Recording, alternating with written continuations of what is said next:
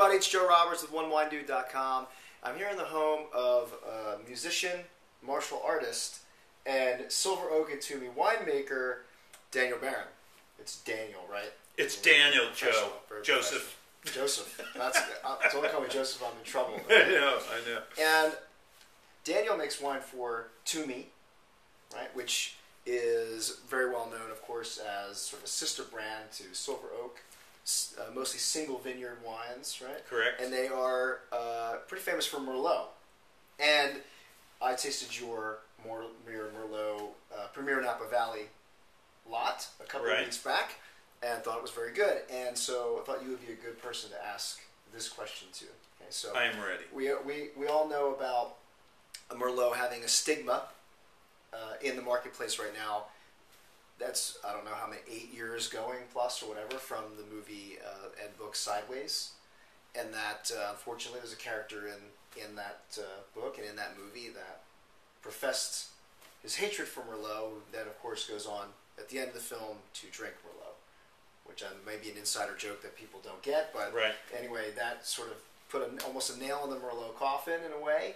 And there seems to be bit of a groundswell about Merlot coming up in the U.S. wine business. Now, I'm still running into producers who don't want to put Merlot on the bottle. They don't actually put the variety on the label for fear that the wine won't sell. Obviously, Twomey is not afraid to do that. So tell us, from the Twomey perspective, Merlot, set for a comeback? Set for a comeback, absolutely. And it is, it is an uphill fight, because of the bad rap. The funny thing, we're taught in martial arts, when someone comes at you with a punch, there's two things you could do. You can block the punch or you can move with the punch. And in business Aikido, I did Aikido. One thing I've always learned is to agree with someone who's coming at you with what they think is negativity. So when someone says to me, I hate Merlot, Merlot sucks, my response is, I absolutely agree with you. I agree with Miles. I think Merlot, as he perceived it, was lousy because they were wimpy, light-colored Merlot, bar wine made from the Central Valley. And Merlot's a very, very sensitive variety.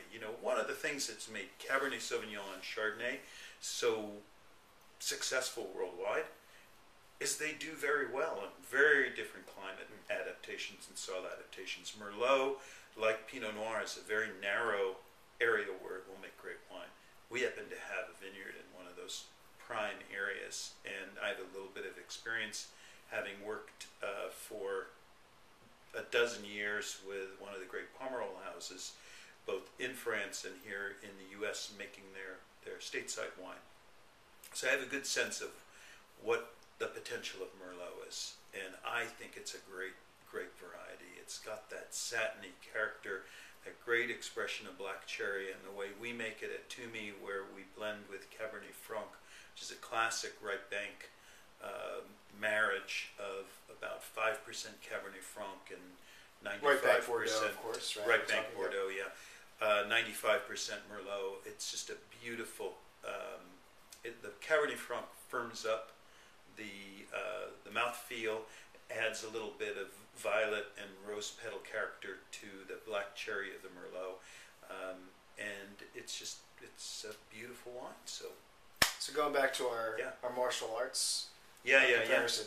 So Merlot's taken a hit, but is worked off the flab, going back to its special happy places. Exactly. Now coming back, set to return the blow. As you're saying. Give it a try. Awesome. Well, there you have it. Merlot is set for a comeback. It's going to come in a keto your butt. So not, of course, a wine that we should dismiss just because some guy in a movie said that it sucked. Right. So some of the greatest wines in the world are made from Merlot. So great, Daniel. Thank you very much. All right, Joe. Thank you. Until next time, folks. Coming at you.